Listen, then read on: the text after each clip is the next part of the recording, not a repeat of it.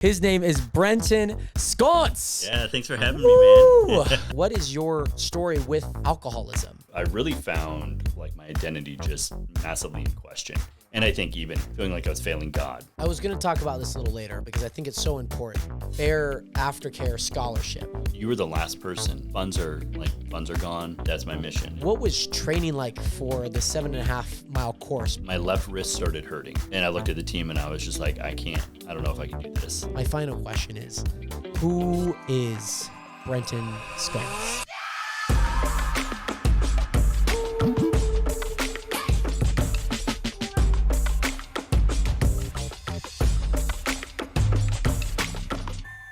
Nationers, what is good? Welcome back to another episode of The Realest Podcast, episode 88. Banner is right behind me, and sitting across from me is our lovely, lovely guest today. He is an avid bear crawler, a husband, a father, and a child of God. His name is Brenton Sconce. Yeah, thanks for having me, man. I appreciate it. Welcome on. Thank you. Brenton, great to have you on. It's a pleasure to be interviewing you. You have such an amazing story. You have a story that kind of is transformed so much over this last year, but so many years before. And today we're going to get into your story, something that you recently just did a few weeks ago, something that you started a year ago, and something that's kind of going to be stemming from all of that, an aftercare scholarship going to people recovering from rehab and alcohol, and just we're going to talk about it. So I'm excited to learn more about your story with that, and most importantly, what everyone can look forward to kind of in the future, because like I said, you're a bear crawler, which I don't know if many people actually carry that title. I don't know if you carry that title. Yeah, I mean, apparently I do now. Okay, yeah. Right. That's my middle name now is Bear Crawl Guy. Yeah. You have a rite of passage, and that's something we'll get into today. But I want to ask, because I was scrolling Instagram, just trying to get the general information about who you are.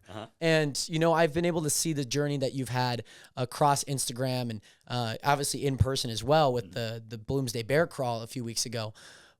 How old are you, and what do you do for work? Because all I know you is you're my Buffalo Wild Wings waitress, is husband, and you bear crawl. That's all that I know about you like what work line of work you do. But I did scroll Instagram, and how old are you? I'm 40. Yeah, oh I just turned 40. I was gonna say. Yeah. I swear I saw like a birthday post or something like it, and I was like, 40th birthday. Yeah. And mind you, that was after the bear crawl. The like, birthday? Or that I found out when I found out, and that gave me so much respect for you. I mean, I know you have kids, and so you kind of put the math together. Right. What do you do for work? So I'm a chaplain for a hospice center here in town. Yeah. Okay. So working with patients end of life and walking through the dying process with families and folks. Yeah. So that's my full-time job. Yeah. How does one kind of get into that? Is that like something you go to school for? You do a few years of like some sort of residency, because you're kind of assisting with the passage of life. Right. But is that what type of qualifications do you have to inherit that title? I was a pastor for a number of years, and so I think that's kind of what put me in the realm of that. Most chaplains come from some sort of ministry background. Okay. And so that was kind of my initial background, was pastoral ministry. Like my undergrad degree is in theology. Yeah. And so that's what I was doing for a long time. Yeah. And then when I was looking for work, like I went and graduated with my MBA last year, and so just started looking around for opportunities, and this one popped up, and then so I've been there now for a little while. Still fairly new there, but sure, it's been pretty amazing. Yeah. Wow. So even this whole last year has been so insane for you. You graduated with your MBA, master's in business with leadership. Leadership organization. Okay, which kind of makes sense with kind of the stuff post Bear Crawl. Mm-hmm. This last year, I've learned so much just through that. Wow. Yeah. So you were a former pastor. Yep. What years, age-wise, did you do, being a pastor? Being a pastor, yeah. 2018 to 2020 was kind of the last year of being a lead pastor, and I pastored a church north of Seattle. Okay. prior to that, I was working as like a CG director for a church here in Spokane. Okay. And then when we moved back from the Seattle area, which was in 2020, I served as a lay pastor for a while. Can you describe what a lay pastor is? Yeah, is that like a non-paid pastor? Oh, okay. You have a full-time job outside of also being a pastor. Right. Yeah. So I did that for a little while, and then everything got real crazy. And, and that's kind of where everything's, the story really kind of kicks in. But yeah, I did. When we moved back to Spokane, I was working as enrollment consultant for an online private school. Okay. And so that was my gig for like 6 years. Oh, wow. And up until, this 2020 through like 26. Yeah. Right. That time after being a lead pastor, kind of moving, being a lay pastor, and just kind of things in between. And like you said, you're recently new to chaplain. Is that what's the proper title for that? Is it chaplaining? Chaplaining? Okay. Yeah. But you are a chaplain. Yeah. Right. Being a chaplain. Okay. So it seems like you moved around a lot over the past, kind of through COVID and obviously now. So where are you originally from? I was born in Wisconsin. Okay. But I've moved a ton, like 35 plus times. Wow. Okay. In my life. So predominantly, I've been in Washington State the longest, but moved around Spokane, lived up in the Okanagan Valley area for a while, lived over in Seattle for a while. Yeah. Minnesota, lived there for quite a while, California, a couple of different times. So kind of all over. I'm not really from anywhere. Yeah. But you're from Wisconsin, like born in Wisconsin. Yeah. Go Packers. Yeah. And then just moved around a ton. Yeah. So, but Washington is probably what I would say is my home. Okay. I've been here the longest. So what was the reason for the moves? Was it my father was in ministry, so he pastored churches all over the country. We lived overseas for a while. Lived in Papua New Guinea as my parents were missionaries there. Seems to be very common for missionaries. Like they're all over the place. I have a few friends that like their parents, when they were born, like they were in, Australia, they were in Indonesia. It's just like, oh my goodness. Like they're all over the place. So it's like you got military families that move all the time or missionary families. Yeah. So most people ask me if I'm, military, and I'm like, no, just ministry. Yeah.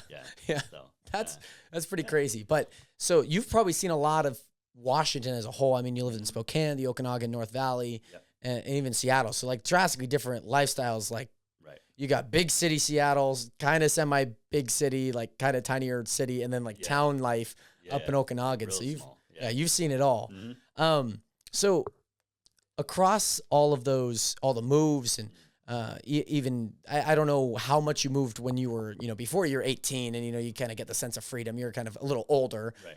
You kind of find yourself along the way. But what were some of the hobbies that you picked up? Are there any hobbies that kind of stuck now, still stick today? Yeah. What were hobbies like as a kid? Like, oh man, I wanted to be like a firefighter. So I was doing a whole bunch of firefighting stuff. I was chopping wood and I was breaking down doors and, Yeah, I mean, as a kid, I was really into sports. And so I played like ice hockey in Minnesota, of course. Right. State of hockey, and so played hockey, and then fell in love with basketball, and played a lot of basketball through like elementary, middle, and high school. Yeah. And that was like kind of my big passion. But I did taekwondo as well, and did that kind of stuff. So like hobby wise, I was really all about sports, and I was homeschooled, so I was able to I would wake up early and like get my schooling done in like an hour and then just go and practice for like 8 hours. Yeah. So that was like my whole thing.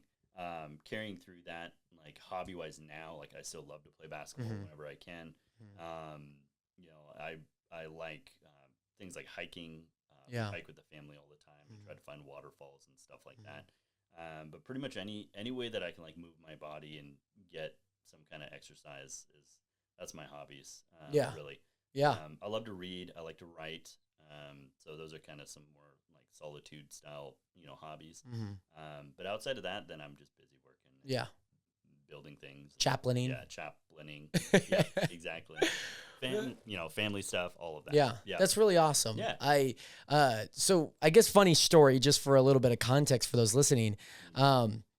It's like when you were doing the bear crawl, which I know we'll get into all the specifics, but a lot of people would be like, oh, how do you know Brenton? And I was like, it's a really roundabout way. There's like two different people. Yeah. So one is your wife. Yep. Like I mentioned, she typically is one of our waiters at the restaurant we go to, and all the time, like we'd see her, we get to know who's who, and she's gotten to know us very well. We've gotten to know her very well, and to the point that we don't really need to check our IDs. We who's who. We could do the formality again if you need, but so she's been someone that I knew, but then it all kind of stemmed from her, and then I was working with one of my old coaches, Bryce Aguilar, and he had a challenge. He has a company called Run P&W, and he's my old coach, and so he knew that I did YouTube videos, and he was like, "Hey, do you mind doing some promo for it? We could get something kind of going for it." And so ended up doing that in December. This was when I was doing 75 Hard actually, and ended up doing that. Ended up posting it, and then so I'd seen on my Instagram that the video had gotten shared, and I know that you had done kind of a stitch with it that you had done for it. Yeah. And then I didn't really, I was like, okay, that's people in Spokane, it's people that Bryce knows. And then Kelsey, I was picking up from the place for DoorDash, and I was like, she comes up to me and she's like, "Oh, my husband saw your video." I was like, "Oh, well, what video? There's so many that I have." I'm like, and she's like, "Oh, I reckon I wait him all the time and all his friends." And I was like, "Oh, okay, rock on." I don't know what video it was. She didn't mention any specifics. And she was like, "Oh yeah, I think he's gonna do it, and our son might do it, just to kind of for fun, be able to tag along." Yeah. And then 3 weeks later, maybe 2-3 weeks later, it clicked. I was like, "Oh my goodness, that was you," because I'd seen the video that you had stitched, and then Kelsey had come up to me about that, and then it all made so much sense in my mind. I was like, "That's you." Yeah. And so once then I started kind of chugging along on the journey, and so that's how we know kind of each other. We, I guess, kind of formally met on the corner of an apartment complex as you were getting taped up during the crawl. And so I kind of want to go back a little bit because you kind of mentioned a lot about your family and even moving, but there was one thing you'd mentioned kind of after you became a lead pastor, and then you ended up moving, kind of COVID, and over the last 6 years, as you've been doing the online, getting people on board with private schooling, you kind of mentioned that maybe it was a slippery slope. The wheels started turning, and the wheels started kind of falling off. And so the reason why you did the bear crawl was to raise money for aftercare. Right. And so let's kind of jump a few steps forward. So we have the aftercare, we have the bear crawl, but alcohol. I know it's a taboo subject to talk about. Sure. But what is your journey kind of throughout this early part of this decade, kind of with alcohol? Was it something that, you maybe just drank a little bit here and there, just as you, became 21 and, kind of into your 30s, but this is you're in your mid 30s and, oh crap, the wheels are really falling off, and I don't know exactly all the specifics, but I kind of want to hear from you kind of what is your story with alcoholism? Yeah. So I think, ever since my early 20s, I was pretty much a social drinker, drinking with dinner and, maybe on the weekends, things like that. Really where it picked up for me was when I left the pastoral position, what I realized was apparently I had just had all these expectations on myself of being a pastor is who I'm going to be. And I had built a whole identity around that to where when I got the pastoral role as a lead pastor, it felt like, okay, now I've arrived. This is who I am. And so when I stepped away from that role, I really found my identity just massively in question. Who am I if I'm not a pastor? And so then I start feeling these feelings of failure. I didn't make it as a pastor. I didn't cut it. And I left that position voluntarily. But even still, there was feelings of failure. And so then that just rippled into all these events that had happened in my life up to that point that had, people would look at and say maybe they were failures. And I internalized that heavily. And so at that point, when I'd stepped away and we'd moved back to Spokane, it just kind of all crashed on me. And I didn't know how to deal with the feelings of failure, and felt like I was failing my family, everyone around me, and myself included. And I think even feeling like I was failing God, right? Like I'm not a pastor. I'm not what I thought he thought I should be, that kind of thing. And I quickly found that to avoid having to wrestle with those feelings or even, think about those feelings, like alcohol is a really good solution to avoid feeling. And so I just started drinking more, and it just ramped very, very quickly. I tend to have a very addictive personality, which can be great for a lot of things, like, working out. I'm like, all right, I'm going to work out every day for the rest of my life. But obviously there's also negative components to it. And so I started drinking a bunch, and it got to a point where like I started becoming physically dependent on it. So, the classic withdrawal symptoms like that picked up within the first like year. That's how much I had started drinking. I started having a lot of physical complications, put on a ton of weight, like 40 pounds. Right. Was having panic attacks. I thought they were heart attacks, so I was getting rushed to the ER. Right. And, doctors were coming back, and they were like, well, no, everything's fine. You're not having a heart attack, And so I started having all these complications, and it quickly got to a point where, like, I knew I was drinking way more than what's socially acceptable. And so with that, there started being behavioral changes. Like, started hiding it. I started lying about it. I started being deceptive. Started isolating a lot more. And so, like, I would drink in public too, but I would drink a lot more by myself and alone. And it became a way for me to not only cope with the feelings of failure and the feelings of like identity and who I am, like I didn't have to deal with that, but it also became this way of, it started making me think I had to show up a certain way, and I needed alcohol to show up in a certain way. So to be relaxed, to be the funny guy, to be the cool guy, to be like, I was in sales, right? So to be able to have conversations, I was like, well, alcohol helps me relax. And so I need to have alcohol to be able to perform. And that's the deceptiveness, I think, especially with really any substance, but alcohol especially is very deceptive in that way, that you start thinking like, oh, if I, just take a shot or chug this beer or whatever before a big meeting, like I'll be way more chill and it'll go so much better. And the downside is sometimes that works. Right. And I think that's the trick, but then you start thinking like you got to do it all the time. Right. And then it just slowly starts just destroying your life. And I started seeing those behavioral changes in me. And so, I was hiding, I was lying about it. I was being deceptive. I was, to be perfectly honest, I was stealing money, just like cash, because I couldn't buy it on the card, because that would be traceable. And so that's really the level that it got to. And I think that the reason why I share kind of the gross side of it is because I think people that are at that level where they're hiding it, where they're maybe stealing to get whatever the substance is that they think they need, like they feel alone. They feel like they're the only ones dealing with it, and we're not. Like there's people all over that are doing the exact same thing. They're just not honest about it yet.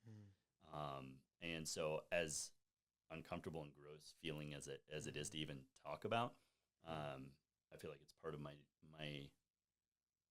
privilege and my duty to share like those stories and be like, you're not alone. Like if that's what you're dealing with, like I've been there, and there's a way forward out of it. Yeah. So that's really where the alcohol kind of kicked in. It ramped up for 2 years. And then in July of 22, I basically was caught red-handed, and I had a moment of clarity where I saw the future of like what this is going to do to me. And I was like, I'll lose everything. Like I'll lose my wife and my kids and my job and literally everything. And there's a moment of clarity there. And I shot a text off and was like, I think I'm an alcoholic and I need help. Because I knew myself well enough to know like I couldn't stop on my own. Like I had tried all these different things. Yeah. And I knew I couldn't do it. So I shot off that text, made a couple phone calls. And 2 days later I was in rehab. And that was July 24th of 2022. Wow. So that's my sober date. Wow. Yeah. That's awesome. obviously coming up here in the next few months, you know, the inflection point of like actually checking into rehab. And that's something that I feel like a lot of people, you know, that's kind of the next step, you know, of like, okay, like I can't do this on my own. I need other people to kind of assist and, you know, keep me accountable, because like you're saying, like there's so many people that feel so alone and like they're the only ones dealing with it, and they're like, they don't want to, you know, be a burden on other people, but then they become the burden to other people. And it's like, oh my goodness, like, you know, it's very cyclical. It seems like you okay, I'm here, like I think I can stop, and then oh crap, I can't, and then I fall further, and then I'm like, okay, I could get out of this, and then it just kind of chugs away. Cycle, and you know, you like you even mentioned, like one sip turns into two, and then that becomes your baseline, and you know, two sips turns into four, and that becomes your baseline. You know, and the more that you kind of go through those cycles, I'm sure it just became the baseline. Like, okay, like, well, I haven't gotten caught yet, you know, like, or I haven't seen the I guess, you know, when people are doing like really bad stuff, it's like, oh man, they feel invincible, you know, whether that's like what you felt or what other people feel. It's like, oh, okay, like, you know, maybe I know what I'm doing is wrong, but I haven't seen anything that could drastically change. You know, a lot of people go to prison, and, you know, a lot of people actually end up dying because of it too, or, you know, maybe even having a heart attack, and I'm like, oh crap, like I got to get my life together, you know? And so they have that kind of like life altering moment, you know, and it seems like that was something that you had experienced within your own journey of like, okay, well, gosh, like if I even do this again, I can't experience that again. There's so much, like over the past 2 years, like I can't keep doing it like this. And so what was like, it seems like there's all of that happening that kind of got you into rehab. What does that look like as you go into rehab? Like what mentally is kind of going through your head? Like, oh crap, like, you know, I mean, mentally, I think like, I knew I needed to stop. I definitely didn't want to, you know, I didn't want to stop, but I knew I had to. And once I was in rehab and going through detox, like there definitely was like the first couple of days where I was like, you get to a point where like the alcohol starts getting out of your system, and you start to think, and this is kind of the addict's mindset, right? Is like, it'll kind of clear out your system. You start feeling a little bit more quote unquote normal. And then you start like being like, oh, it really isn't that bad. Like, I don't need to be here. Like, and so like 2 or 3 days into detox, and that's probably like right around the time frame most people just run from rehab, is like right around there, because they start thinking like, oh, I don't need this. Like, I don't need to be here. I could just do this at home. Yep. And so like that was, you know, probably day 2 or 3 of rehab for me.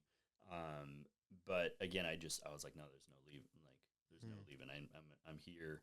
I'm committed. And probably a couple days later, like that feeling kind of goes away, and you just start kind of figuring out, like you're going to classes, you're going to talk to counselors, you're, you know, doing all this stuff. So you're figuring out like the why behind your drinking. You're building community with people that are coming from similar or the same background as you. And you're learning like the neuroscience behind addiction. You're learning why you're acting the way you act and all of that. And so, and then of course, in the meantime, you know, the alcohol's getting out of your system. And so your dopamine levels are starting to go back down and kind of go find a normative baseline. And so that's what rehab really is about. And then in my journey going through rehab, I kept hearing at the treatment center all about this aftercare program, and they were like, aftercare is super important because it builds community. You get further counseling, you get further training, and all this stuff. And I was like, man, this sounds really good, because I knew after like 2.5, 3 weeks, or however, I can't remember exactly how long I was in treatment for. But I knew I wasn't quite ready to go back, because like I had a job still, I had my family, I had my house, and they were, you know. The one option is like, all right, see ya, good luck. Like, and you go back to the house. And I was like, I don't think that's, like, I'm not ready for that. And so I was like, I really want to do aftercare, but there's a cost for it, because obviously they're counselors and facilitators and everything. And so I knew I couldn't afford it. The case manager at the treatment center came up to me a couple of days before I was going to be discharged, and was like, hey, you don't know this, but our treatment center has a scholarship option, and I put your name in, and you were approved. and they're like, so your aftercare programming, which was 12 weeks of intensive outpatient plus 90 days of outpatient classes. She's like, it was completely covered by the scholarship. And dude, I like broke down. Like I was just crying. I like called my wife. She's crying. Like we knew it was exactly what I needed. And it ended up being the most transformative part of the journey for me, because if you think about it, when you're getting out of rehab, your dopamine levels have reset. But if you're not put into a space where you start building those coping skills, you start learning what healthy dopamine hits look like, you start doing all that, and you just go back into your old way of life, there's no wonder that people relapse so quickly within those 90 days, because they don't know what to do. And all of a sudden you feel real bored and you feel real low, and the only thing that makes you feel better is your substance. So with aftercare, you get to go and experience a whole bunch of things. There's usually a ton of different activities, but you're in community, you're talking to people, you're learning all this stuff. And of course, fitness for me at least, became a very big part of that aftercare journey. And so that's I did 12 weeks of IOP, then I did 90 days of outpatient. And then at the end, they were like, well, you're an alumni now. You can just come back whenever. So for the next 3 or 4 months, I kept coming back once a week to classes. So my whole aftercare journey was probably a good 8 months, 9 months, something like that. Yeah. Outside of actual rehab. Yeah. So that's something that I know that you have a scholarship that you are raising money for with obviously the Bear Crawl. Yeah. But on top of that, that whole, just the term, aftercare is not anything that I have ever heard of. Yeah. And I've struggled with my own addictions. And on top of that, it's it wasn't enough that I needed to go to rehab to get it, it wasn't necessarily affecting my life to that extent where I was I need to check myself in. But that seems like that isn't, at least to my eyes, and I don't know if that was something that you knew, maybe they tell you at the beginning of rehab. I think most people, they see addiction, they see a substance, or they see something that they can't get over. We need a level of counseling. We need rehab. And that's kind of all you really see. I know there's a show Intervention that I know my parents would watch, and I would watch as a kid, and I'd be like, oh, okay, they got to go tell Aunt Jackie, who's been on crack cocaine for 6 months, hey, we got to get to rehab. Let's call the people in. It becomes a whole spectacle, but there's good stuff from it. And some people end up going for the 2 to 3 weeks. And are there longer rehab sessions, I guess, as a whole, because it seems like you were only there for less than a month, then afterwards aftercare for about the next 8 months. So on average, most rehab stays are going to be anywhere from 20 to 30 days. Okay. That's usually including the detox period, which is typically 4 to 5 days of detox. By the time that I checked into rehab, I had been detoxing for about 24 hours on my own. So I cut that time frame out. And then basically what we were able to cover was 2.5, 3 weeks. But by that point, they were like, okay, you're good enough to be discharged. But again, I knew myself. I wasn't good enough to go on my own. But on average, most folks are in for about 20 to 30 days. So I know that you mentioned that the aftercare, that costs money. Does rehab necessarily cost money? Does that get is that on your own dime? Is it subsidized through other means? What does that look like? Because it's I'm sure most people who probably are dealing with a substance of sorts are probably typically struggling with money, or, not maybe so good with their finances. So what does that cost look like for, I guess maybe somebody, like yourself, 2 to 3 weeks, in, and do you pay for the full cost no matter how long you're in there for the 20 or the 30 days? It's a flat rate. How does that work? So we, so in a lot of cases, insurances and state insurance will cover costs for detox and for some rehab, inpatient stay. So for folks that don't pay out of pocket, there's a lot of opportunities there for people to get financial help for detox. And it can range. I mean, the prices range by treatment center. Mine was right around the $9,000 to $10,000 price for those 3 weeks that I was there. And then my aftercare portion was about $10,000. Okay. That's the cost, at least at that, facility. It does vary based on treatment centers and what they offer. But yeah, I think with the aftercare portion, like you said, like most people know like what they see on TV, right? Where it's like, okay, you go to rehab, or you see all the celebrities that come out of rehab or whatever. Aftercare was something I had no clue about until I was there, and then they were talking about it while I was in rehab. But it covers things like probably some of the biggest things are like sober housing is part of an aftercare program for a lot of facilities. And that's basically where you can get out of rehab and you can go and live with other folks that are in recovery. And it's a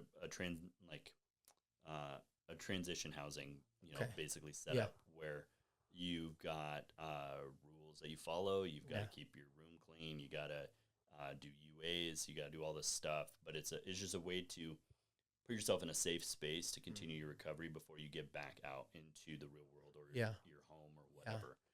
So sober housing is really big. I didn't do sober housing because I had a home in town. Right. But a lot of people do that. So that's a big part of aftercare. And then also like the group classes, the counseling. A lot of treatment centers have like on-site therapists that will work with patients to walk through and process, like their whys behind their drinking and build coping skills and things like that, recognizing things like triggers, building relapse prevention plans. Like that's a big part of it. Like, okay, when you're out and you're triggered, like what are you going to do, instead of going to use the substance. So all of that kind of stuff happens in aftercare. Okay. So it's interesting. So if you think of like the person that goes through rehab, if they don't go through aftercare, like all of that isn't there for them. So available they're just on their own. Yeah. So aftercare is hugely, hugely important. And I would say, and maybe this is just my own personal experience, but I would say that aftercare is the absolutely like most essential portion of recovery for those that want to actually recover and like, want to find success. Like absolutely detox is important. And, getting the substances out of your system, and whether that's being, overseen by medical staff or whatever, like that's obviously really important too. Yeah. But the aftercare portion, like I said, is where you start to I think, realize there's hope. Like you start to sense hope. Like there could be a life outside of this substance that's actually incredibly beautiful. And you build community and friendships and relationships with people that are like, I still have friends like to this day that are from my aftercare program. Yeah. And it's just super helpful to know that you're not alone. And that all happens in aftercare. So, so yeah, when it came to like the scholarship stuff and everything we'll talk about, that's where all of that came from, was my experience in aftercare, seeing how important it was, how hugely transformative it was for me. And then just knowing I want to give people that shot, because while insurances cover detox and rehab, most, if not all, almost, I don't think I found a single insurance carrier yet that covers aftercare costs. And so that is out of pocket, and you're talking $5,000, $10,000 plus for any kind of decent aftercare programming. Well, it seems like you learned obviously a lot of fundamental stuff. The one reason to know the why, but it's also to know the what and the how. It's the building blocks of like, okay, what happens if I get triggered? What happens if something comes up where I'm like, again, like it's like when you public speak and it's like, oh crap, like I haven't been in this situation before. I don't know. I don't have a framework to get out of this. It becomes, you're a deer in headlights. And I'm sure like for many people, without that element, that piece, that transformative, 3 months of actually being, or 4 months of just understanding the entire foundation that you're going to build your life on from here, especially, again, like being in recovery. And of course it's going to take time. I'm sure like most people in rehab, I'm sure they still have some of those habits that, maybe they might have. And so that's why you said like, there's a lot of relapses that do happen. There's a lot of people that do check back in for the second, even third time, because it's like they might have not built those foundational pieces themselves. And so I want to ask you, because it seems like you've been sober for about coming on to 4-ish years. 4 years in July. Okay. So what have been kind of those struggles for you, if there have been any struggles, kind of, have you found the moment where I'm like, okay, I've been triggered, that moment, doctor, this person, okay, Leslie, I got you. Like, you told me how to get through this and, how to, remove that, the temptation or you move yourself from that situation and, one, to get out of it, but also two, to not put yourself in it at times, but it happens. Yep. Things go on, of course, but what have been some struggles that maybe you expected and maybe you didn't expect that happened kind of post aftercare and as you've been on your own journey recovering? Yeah, I think the expected ones are like when life gets lifey, like when life gets hard, like that one's expected, and the expected ones obviously you can plan for, right? And so for me, like any of those kinds of moments where it might be triggering, like that's where I've got my people that I can reach out to, I can text, I can call, I can talk to them, and just get their voices, in my head and being like, yo, you can make it through it, you can do this. The one that's the most unexpected to me that I wasn't ready for initially was the trigger of the craving when everything was going really well. Like the sun's out, I'm driving home from work in my car, the music's going, and I'm like, man, a drink just sounds really good right now. Like just to unwind and relax. And that was one I didn't expect. And there's a handful of things I did to kind of help. Like there's the classic ones like keeping sour candy in your car. So like when the craving hits, you just pop that in. So I did stuff like that. Did a bunch of I went through like probably millions of toothpicks and gum. Yeah. Just something to kind of scratch the itch. Yeah.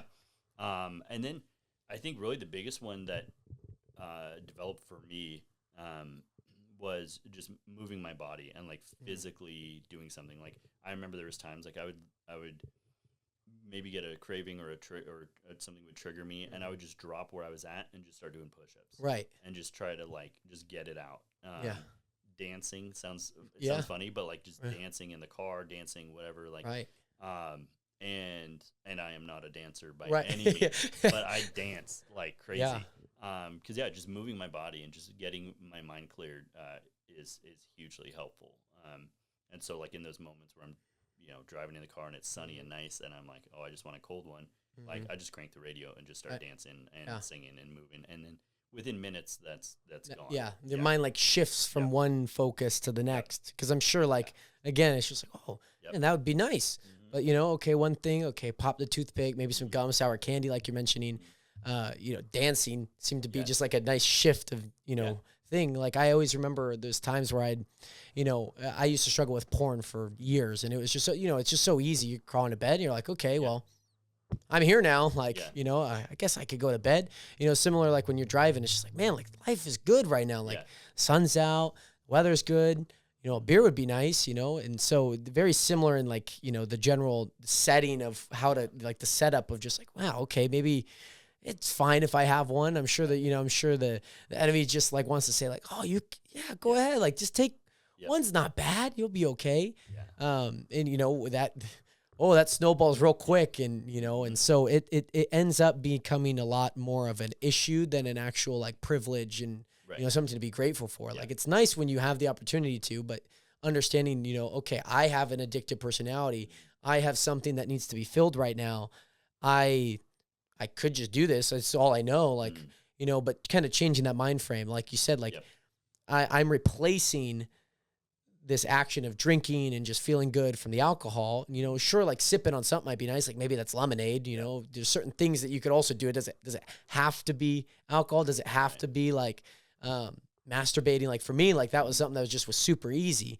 Just like, okay, that's fine. Like, but on top of that, that replacement.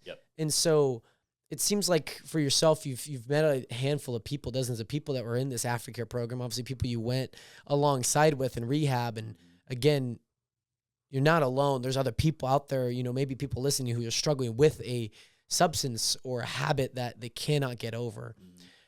For those people that you saw in rehab and through aftercare, is there a certain stigma that maybe you've experienced onto yourself, or you look at other people and you're like, wow, like, okay, this is actually not what I thought people look like in rehab, you know?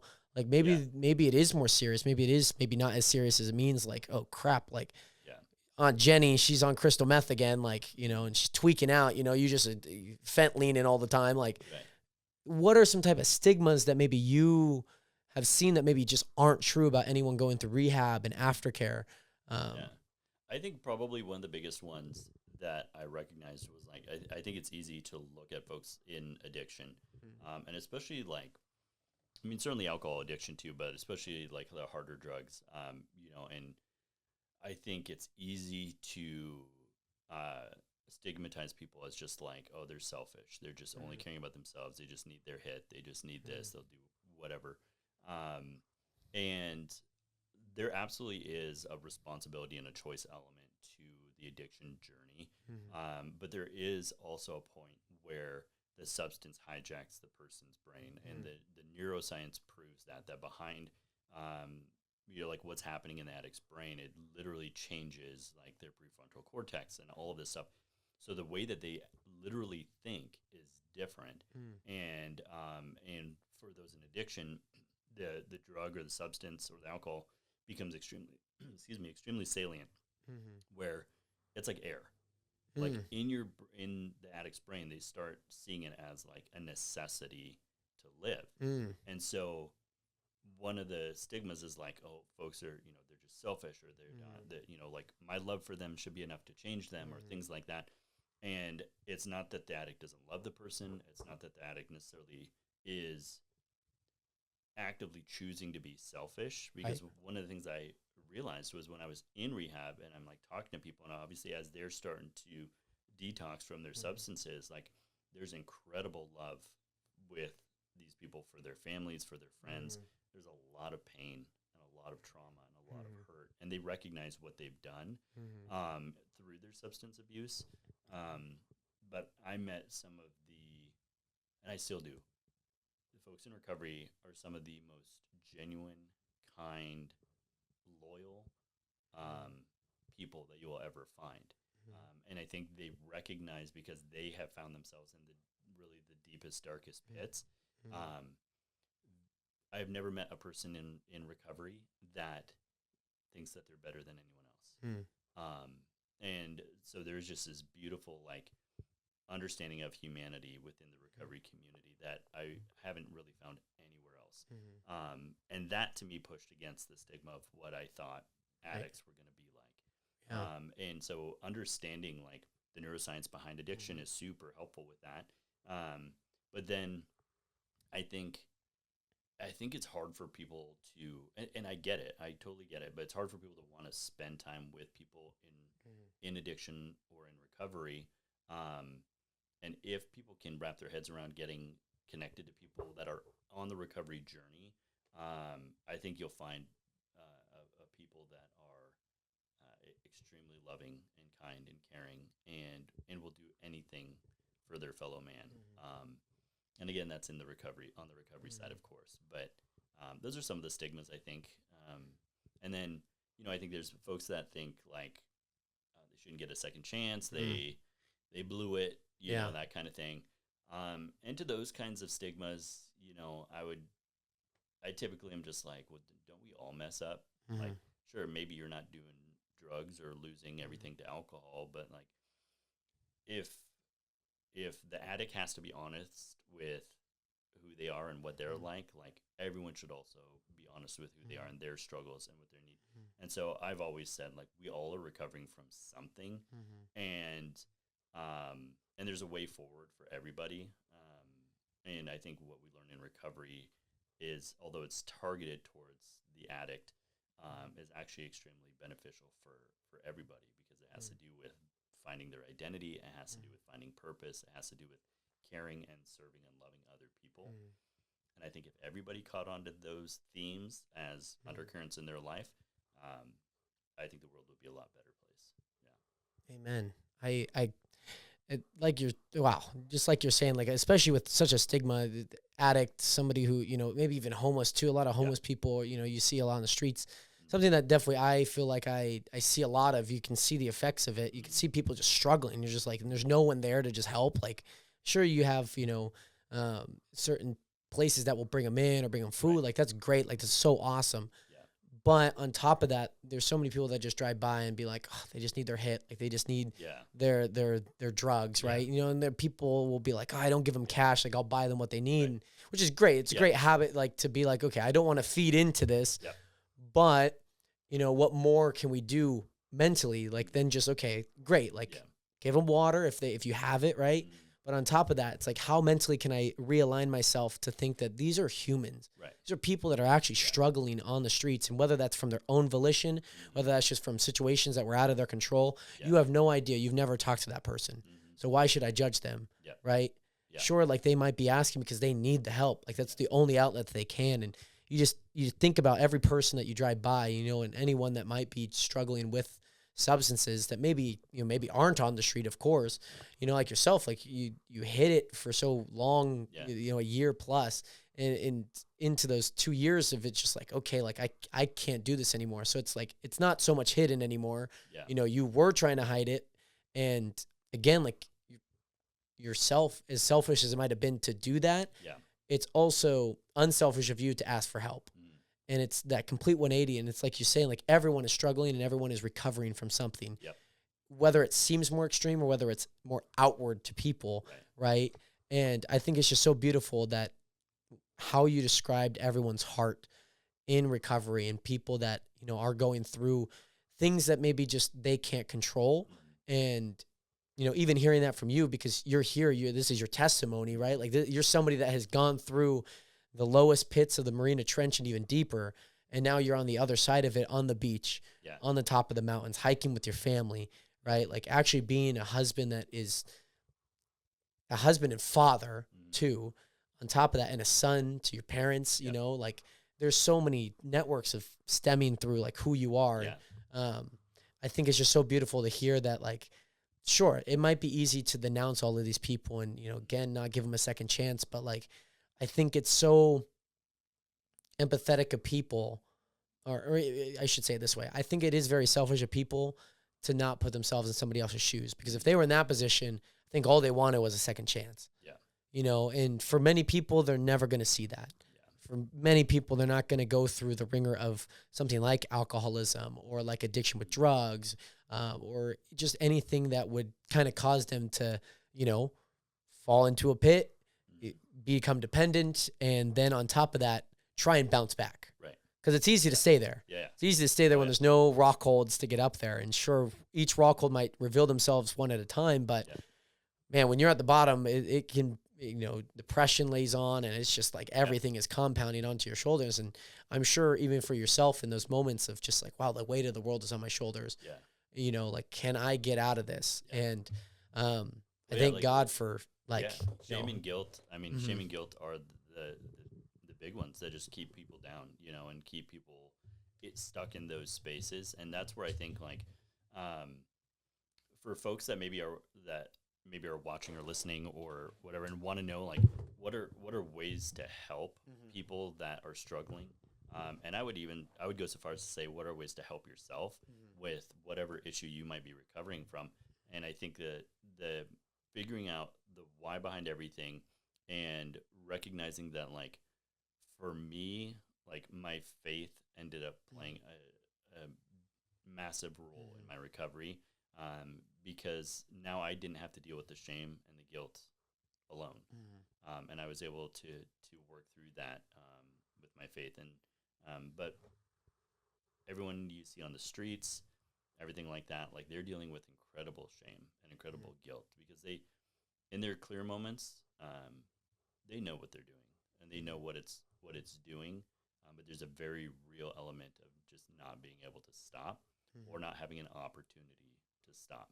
And that's where coming alongside people and building systems and building programs and things like that to really provide people safe ways to get out of it, and ways that don't enhance the stigma, and, giving people shots at jobs and opportunities at housing and opportunities to reconcile with family. Like, providing those kinds of opportunities are massively important.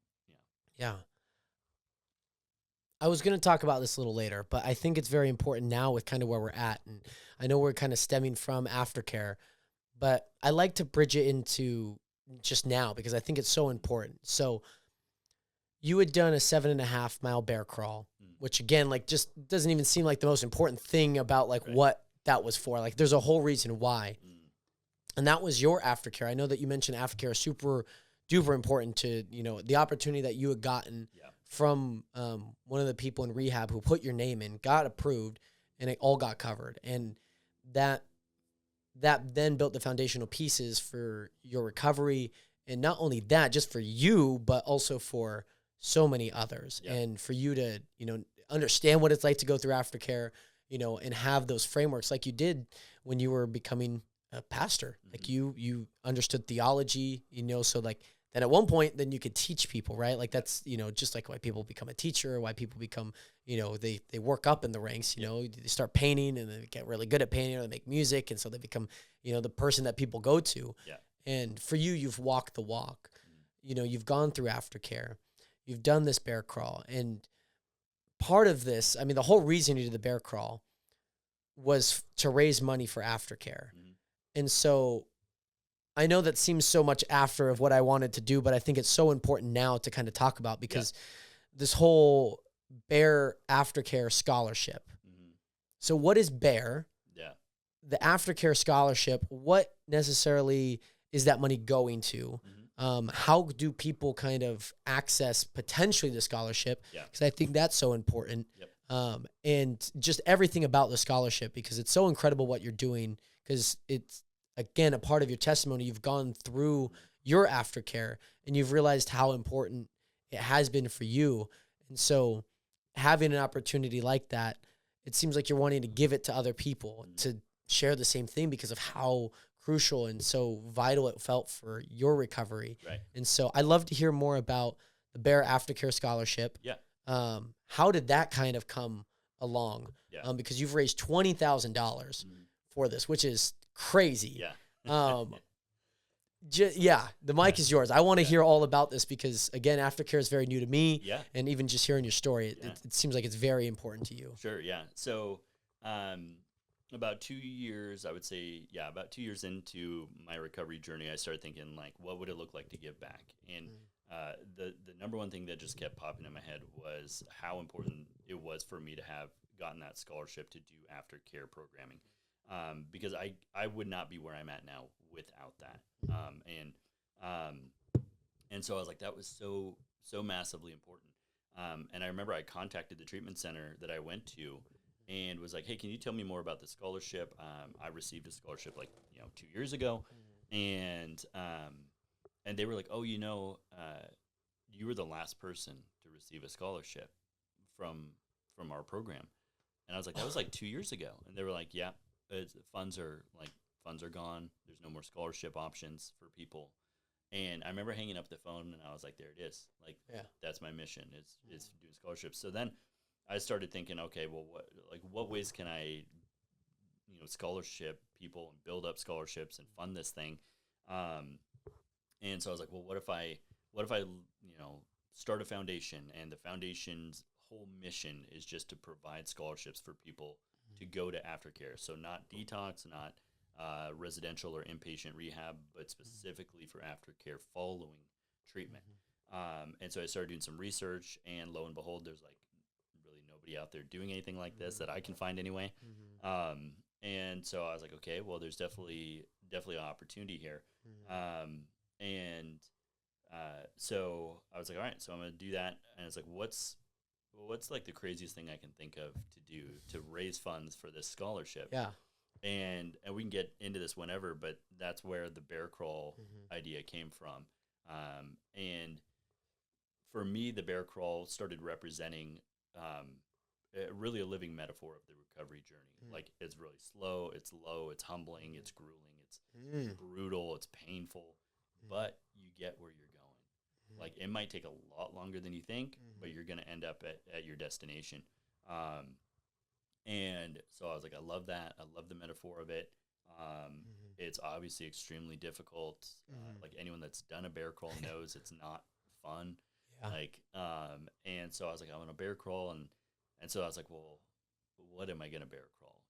And there was a guy who had bear crawled the New York City Marathon. Oh gosh. In 2020.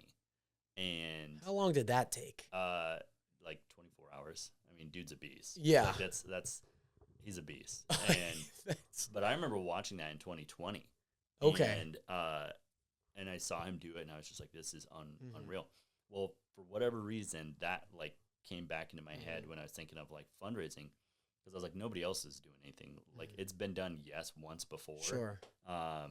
And I was like, but nobody else is doing this. And so I was like, I'm going to bear crawl the Bloomsday race in Spokane. I was like, it's like the biggest event, other than like Hoop Fest, which you can't really play basketball and bear crawl. Right, yeah. I might try because I'm playing this year. Okay. So maybe I'll bear crawl while I play. But so I was like, yeah, I'll do Bloomsday. And then that's a whole other part of the story that I can move into. Yeah.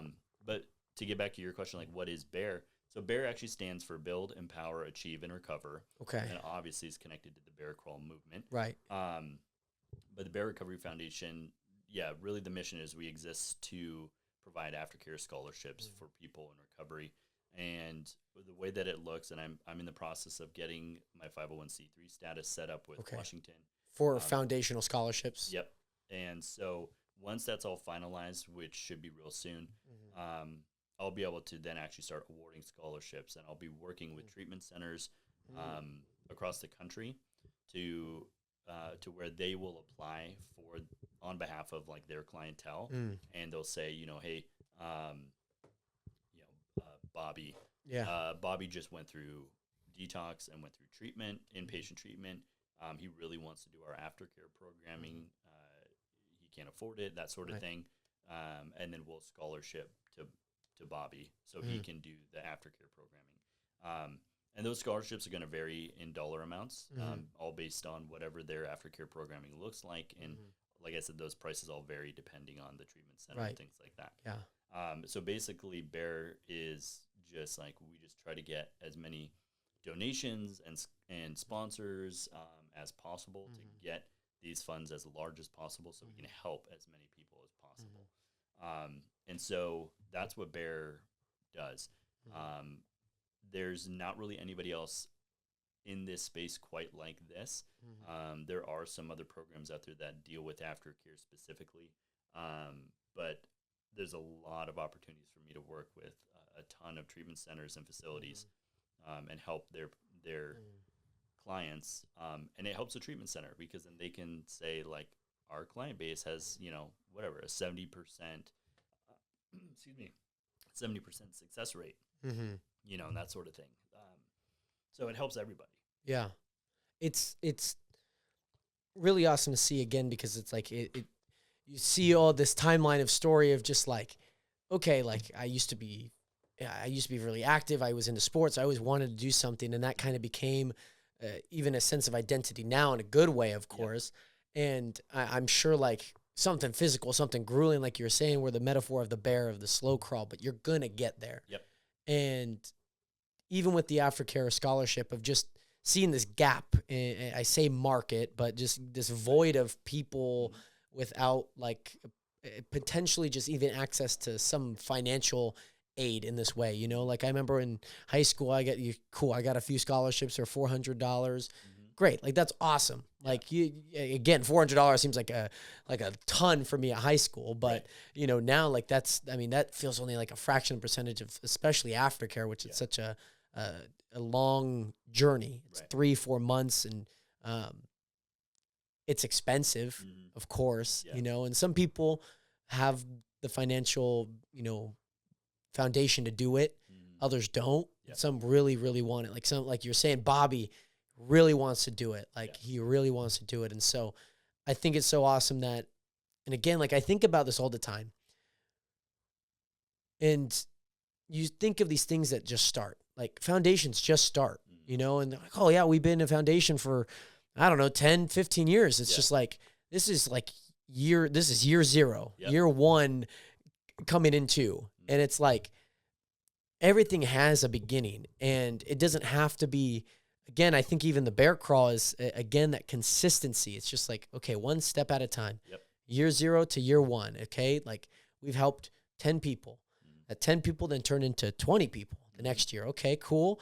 Okay, that 20 people turn into 40 people. Okay, you know, and it keeps growing and growing and growing. And it's like, I know that we live in a society that everything has to be fixed just like that. As fast as we can get it, as fast as we can double it, as fast as we can grow it.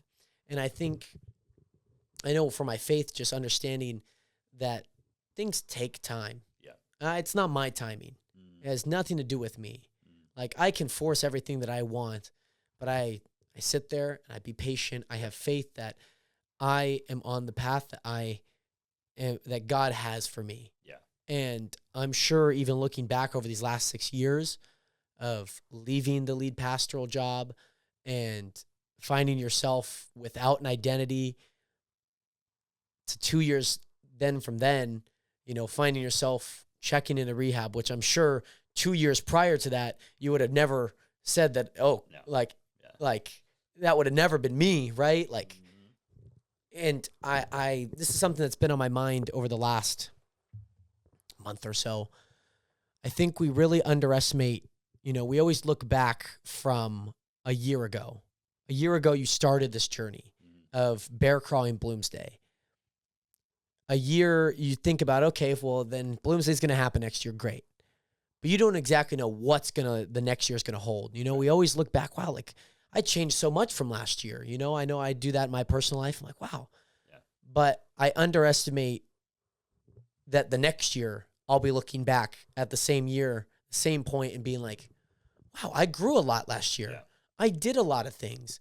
And in the moment, it might not seem like that, but it just, we're just slowly bear crawling our way through this year. Yep. And so it seems like the bear crawl as a whole, choosing a bear crawl, because this was super interesting to me when I had first kind of gone in depth, learning a little bit about your story. I was like, man, like, I was asking myself, why did he choose a bear crawl of all things? You know, it could have been anything, you know, I don't know, jump roping, you know, it could have been, I mean, maybe on your hands, like handstanding, you know, going like the next level. But it seems like you had saw one of these guys do the New York City Marathon, which is, that must have been insane. Yeah. Especially finishing in 24 hours, because I see where I'm like, this kind of stem from. Mm-hmm. It's a really awesome metaphor for as a recovering the journey. Yeah.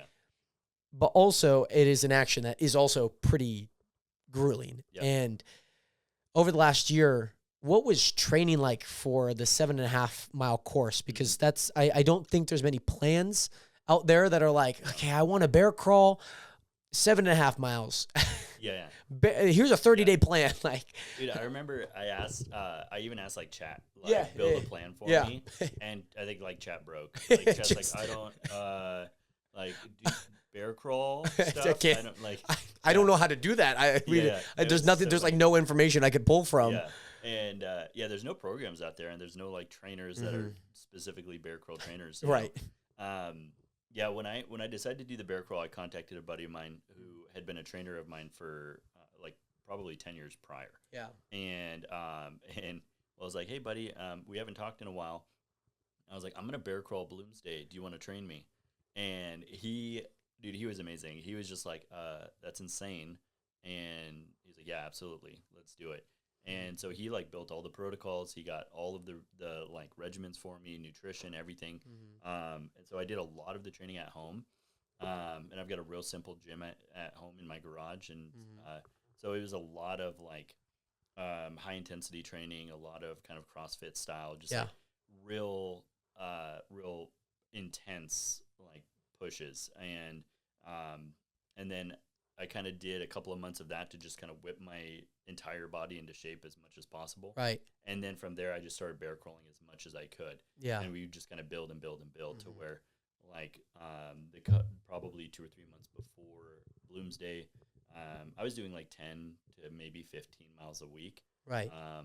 Bear crawling. Okay. Yeah. And I'd bear crawl like the track at the high school that we live next to. Yeah. Like, I would do that at like 5 a.m. because I'd have to work at 7. Right. And so I'm like, the only times I've got to do are in the morning. So I'd be up at 4:30, and I'd be bear crawling by 5, you know, for a good hour and a half. And then, it was a lot of just bear crawling. I figured out very quickly, like, the shoes I need to wear, like how I need to wrap and protect my hands.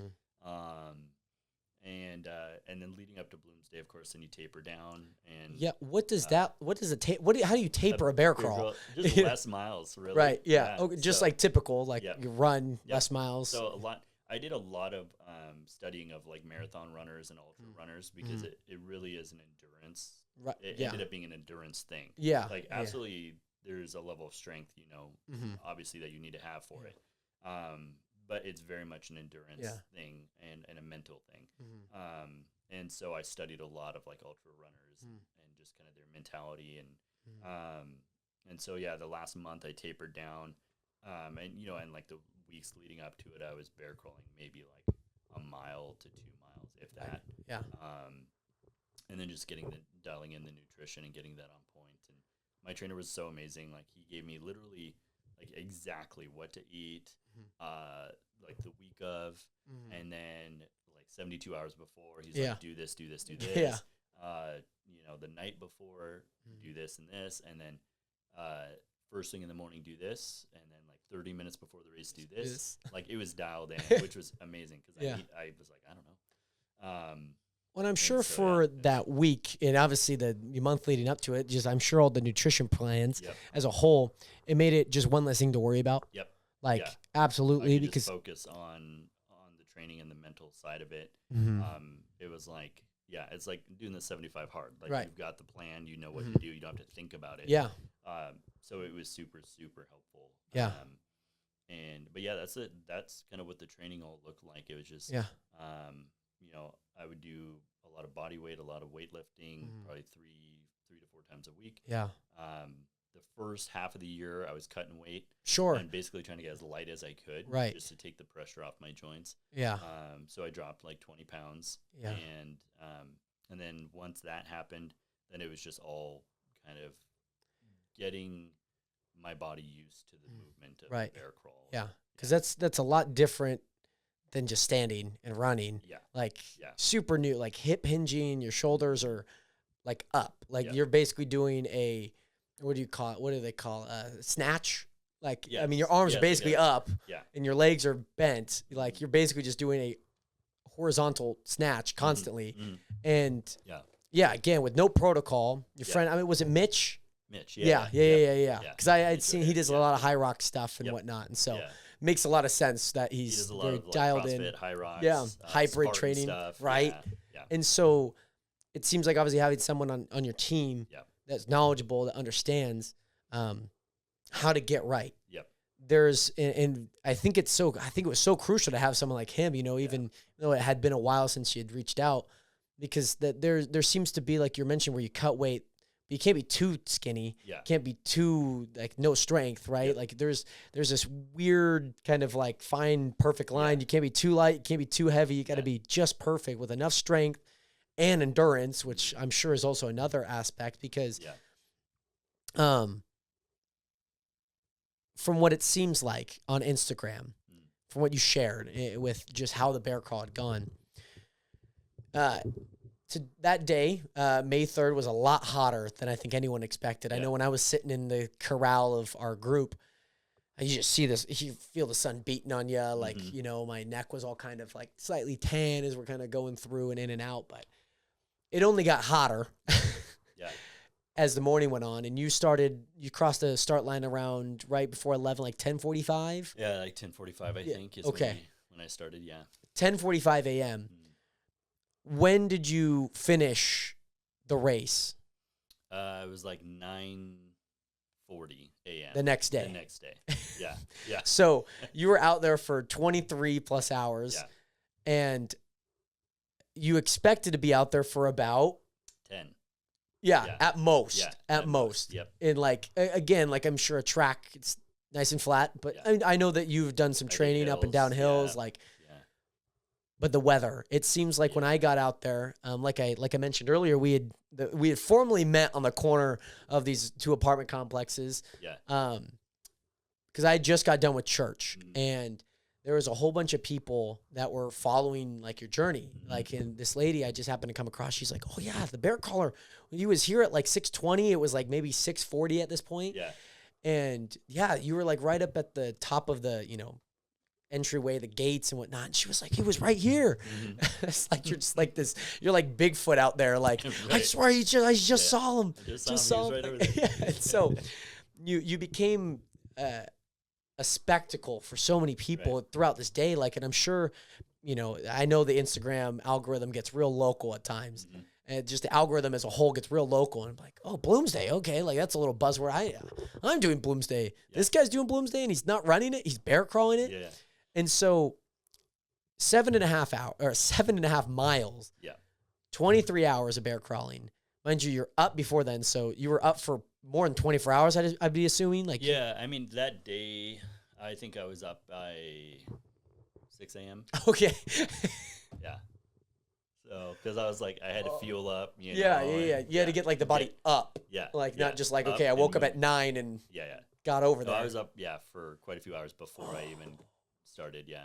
Oh, so. Man, that's brutal because I was thinking about that. I was like, okay, like he probably was not up at like, it was like 9, maybe 8, maybe, prepped everything the night before, gotten into the car. I'm like, earliest he'd be up, the latest he would be up is like 8:30. Yeah.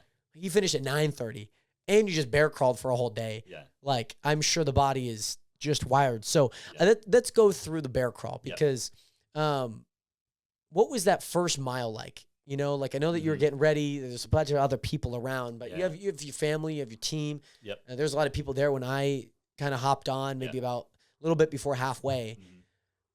Mm-hmm. What's kind of going through your mentally, physically? I mean, you're prepared phically, right? You've been doing all the training for the past 6 months.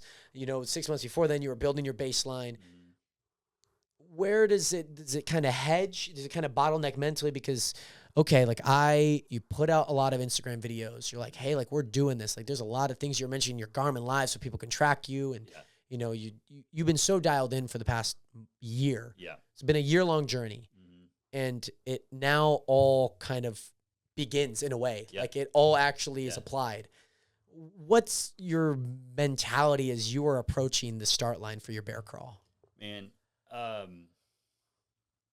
remember when we were walking up to the starting line, like I was trying to act like real casual. Mm-hmm. Like I'm like talking with my wife and the team and stuff. And I remember kind of smiling to myself because I was like, I'm not casual at all. Like I'm trying to like just have small talk. And, but I was like mentally, I was like, nope. And so finally I just kind of stopped trying that and was like, no, I'm just going to just get ready. I remember when we hit the street that I knew we were starting on, I had just a massive wave of emotion and almost just started crying. Mm-hmm. Just knowing like this whole year is leading up to this moment. Mm-hmm. And then it was kind of funny because like, I was in the Lilac group for the group that starts there. Yeah. And I knew the start time and everything. And we walked up to the street, and a group, like the starting gun goes, and like a group leaves. Mm-hmm. And I look at the back of the group, and I can see a couple of lilac, like colored bibs. Mm. And I was like, "Oh, that's the lilac group. We better like start moving." So we start making our way, and of course, I don't start bear crawling until like literally the start. Right? Yeah. I'm not gonna do more than I need. Yeah, do the half-mile walk up. And so I get to the start line, and we're like, "All right, let's go. We're ready. Come on." Mm-hmm. And I'm like hyping myself up, and I may have even gotten like down into position, and then somebody was like, "Well, what's that group back there?" And so I like turn and look, and the next group that's waiting to start, they're all wearing lilac bibs. Oh. And so I'm like, "Oh, that's lilac group." Oh. And so I'm like, I don't know who these lilac people are. They like snuck up into the group beforehand. So then I'm like, well, shoot, I don't want to go. Like I wanted to go at the back of the group, right? So the less people, fewer people to potentially run me over, right? So it was crazy because like we got there and like mentally I'm like, all right, headspace, and then all of a sudden I'm like, oh, now I gotta wait. Mm-hmm. So that was real weird. So we stepped to the side, and then the whole lilac group moves forward, and then the gun goes, and then the lilac folks start going, and then as they start kind of waning out, we're like, all right, let's go. Yeah. And my wife gives me a hard time because apparently I just got down and started crawling. I didn't say a word to anybody, and she was like, "Oh, he's going," and the team was like, and I don't really remember. I think I was let's go, and she's like, "You didn't even tell me that you were like starting. You just did it. You just started going." But the team was amazing. The first mile, so I had a guy that was like in charge of security and safety, and then my trainer was there, family friends were there, my wife was there, and they literally formed a circle around me, because then there was still another 1 or 2 groups behind me that still had to run the race. Oh, because I think one more. Yeah, because like the walker stroller type group. Yeah, like the kids and the families. Yeah, right. And so I started crawling. And I felt really good the first mile. Yeah. My trainer was telling me, he's like, you're pacing exactly like you were training. Like I was going 400 meters every 15 minutes. Right. I felt great. And that's obviously pretty level, going through downtown. And it was a lot of fun because the team would be like, all right, more people are coming up, and because it kind of goes in waves, Yeah. So like I'd just be bear crawling, and I would just like out of my peripherals would just see people like go and funnel around me. Yeah. And then of course a ton of people were like, what's this guy doing? Like what? And but the first mile went really, really well. And then we hit mile 2, and that's the downhill slope. River. Yeah, right in those like in betweens, and that's and that's where so by that point, I started at 10:45. By that point, it's basically noon. Yeah. And so it's super hot, and going downhill bear crawling is hard enough as it is. It's the hardest way to bear crawl. It's downhill, at least for me, because all the pressure's on your shoulders, your wrists. Yeah, and they're not as strong as your legs. Yeah. Like uphill. A lot of people thought, they're like Doomsday. Doomsday is so hard. And I was like, actually, that's like the one part. Yeah, I was thinking about it. I was like, well, then it's so much easier. His arms are up, like everything's up, like he can power through his legs. I was assuming the downhill, and mind you, like for anyone that doesn't know, there's a downhill before Doomsday. Yeah. So there's multiple downhills. Yeah. And so it's mile 2, the first downhill, really hot. Yeah. Yeah, super hot. So mile 2 happens, and I'm on the road, and then it's just super hot to where I strip down to just like a tank top. I'm starting to like ice pack. Like the team is starting to dump water on me because I'm starting to heat up like crazy. Right. So I'm also stopping a little bit more than normal to rehydrate and fuel. And I'm assuming the road's hot. And the road was so hot. Yeah. Literally my gloves were like melting. Right. Because it was so hot. Yeah. And that part of the road too, there's gravel and there's rocks, and so I'm going downhill, trying not to like slide and slip everywhere. Yeah. And then multiple like friends and people would like swing in and stop and talk to me and like, how's it going? And so all of that just added up and took time. And it's great. It's great. It just took time and took longer than I thought. And then they opened the roads up. That was the other thing, is I wasn't expecting them to open the roads back up to traffic at that early of the day. Right. So my team is then literally stopping traffic, directing traffic to go around me. Like they were having to stop whole lanes of traffic and then let people go. So mentally, that's also going on in my head because I know that's happening, and I'm like, man, I don't want anyone on my team to get hurt. Yeah. And we've got kids with us still, and like. So mile 2 was really tough. We got to the bottom of the hill, and then it basically turns and goes back up. Yeah. And the uphill portion again was a lot better. But we got to the bottom, and I remember like somebody took an extra like tank top of mine and literally dunked it in the river, and I put that on, just to try to stay cool. Yeah. And then we start going back up, and then once we hit like Government Way, there's the sidewalk and everything, and so we go past cemetery, and all of that, and then up towards Life Center Church, and that time I'm able to be like on the sidewalk, and then it wasn't so bad. Yeah. As far as that goes. Yeah. Like ease of mind, I'm sure. Yep. Because like believe it or not, I was like, so me and my friend, we had done Bloomsday. We go up to Life Center, so we went up to church up there, and I was like, oh, like I know like you're bear crawling. Yeah. And I was like, okay, it's like 5:00. We have church at 5, and I was like, maybe he's past it like by now. Like, okay, this would have started at like 10:30. You know, I think he might be past it. This is like 3 miles in, 2.5, maybe 3. Yeah. And I didn't know it at the time, but there's 2 groups in all white, which were wearing your shirts. Yeah.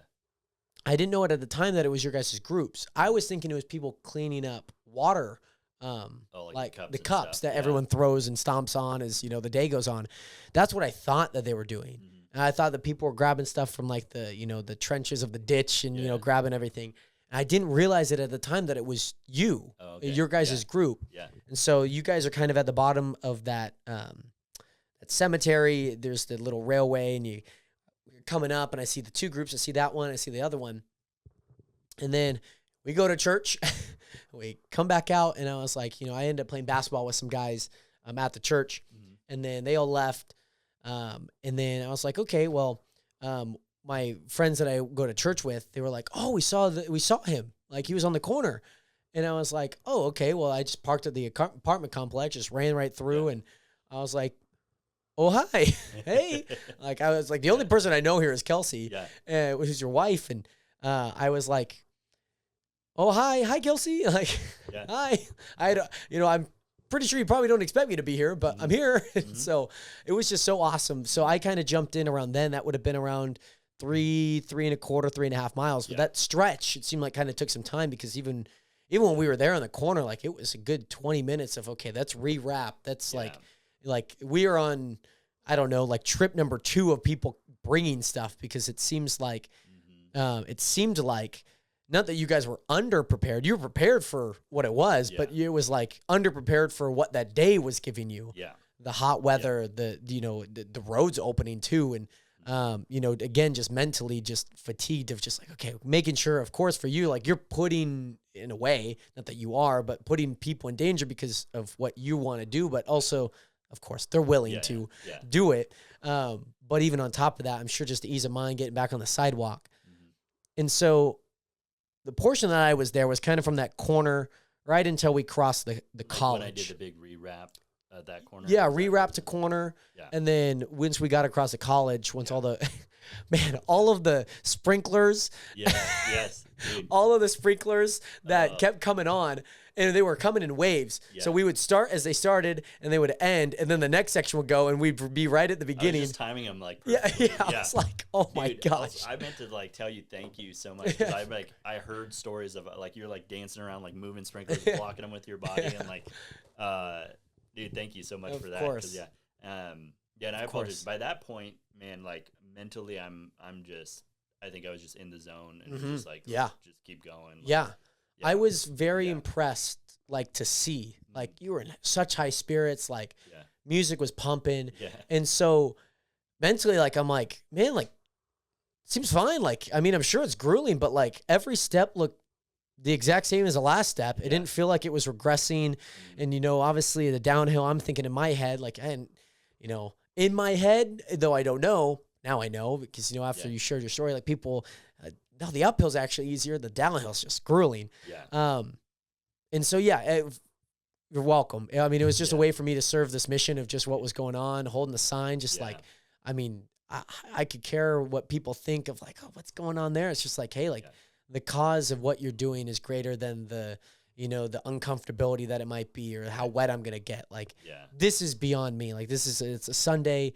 This is a way for me to serve your mission of what you got going on. And so it was generally the least I can do for you. I appreciated it so much. And, it was amazing. And there's so many layers to this whole event, but one of the big ones was just how people just stepped up to like help and serve, and like people that don't even know me, but just like, I think the beautiful thing is like when you live your life with intention and purpose, and like there's a larger reason behind why you're doing what you're doing, like people catch on to that, and it bonds you with people. Like some of the folks on my team, they were personal friends of mine, but like on this side of the bear crawl, like we're brothers. Yeah. Like we just went through something. And yeah, it's such a cool thing. And I was just blown away by the community support. And then of course, at the end, and we're not there yet, but at the end, the community just rolling in was unreal. Yeah. Like, well, yeah. And with Mike even kind of giving updates, like, I mean, it was a way for people to plug in and see where you're at. Mind you, like there's a certain time where it just went dark. Yeah. He's got to get home. Yeah. He had mentioned that his phone had died. Yeah. And so he had dipped, or the guy that was there, I don't think he was Mike, but he was giving photos to Mike. And so he sent like a proxy. Yeah. His phone had died. Yeah. And so he ended up like leaving. I was like, I got to get back to my car. I was like, okay, well, nice meeting you. Yeah. And yeah, like at that point, like I got there at basically like 7, 6:45, 7 o'clock. I didn't leave until like 10:30. Yeah. And we had gone a half mile. Yeah. There was rewraps, there was getting back in. So many people coming through, especially on that corner. That stretch, there was a lot of people there.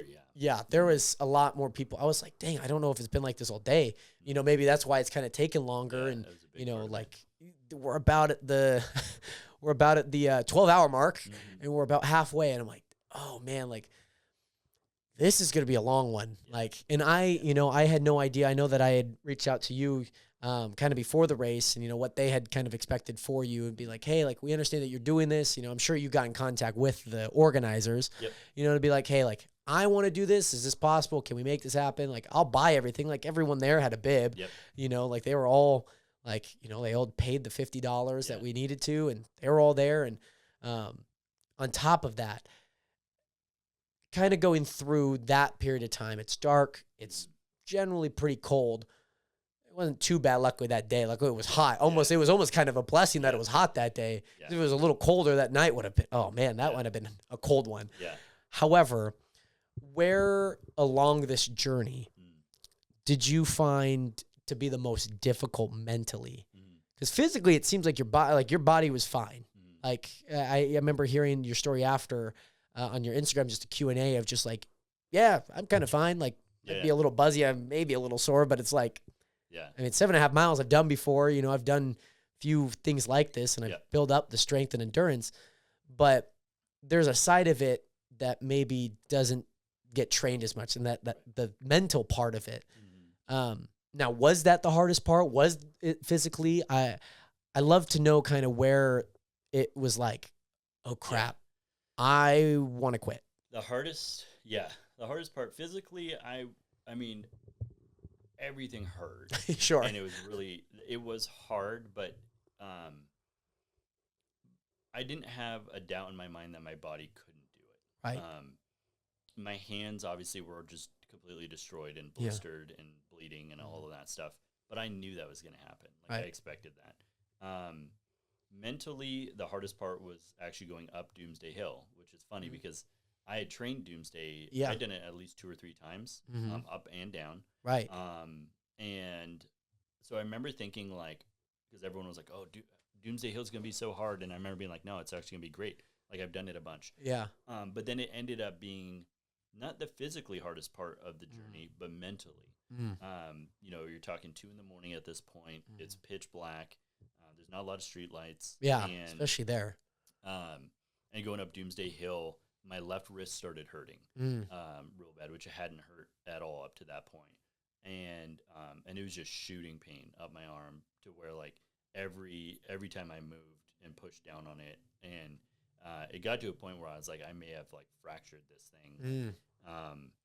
And I just remember there's one point on Doomsday where I stood up and I looked at the team and I was just like, I don't know if I can do this. Like, and I said, I don't remember if I said exactly, I don't think I can do this, but I know for a fact I said, I need a mindset shift.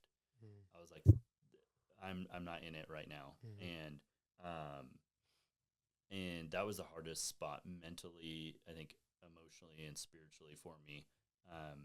And the team just, like, gathered around me. They put their hands on me. We prayed. We started singing songs, and then we jumped back into, like, trivia. Yeah. My buddy was like, he just started asking me trivia questions to keep my mind off it. I just remember, like, like, I'll never forget them just like surrounding me. And like one of the big things that's come out of this bear crawl thing is just the importance of like the people you surround yourself with, and the idea of community, right? And like they're gonna either move you forward in life, or they're gonna hold you back, or hurt you. And these guys stepped up huge. I mean, because they were just like, they looked at me and they were like, we're not going anywhere. We're here until you cross that finish line.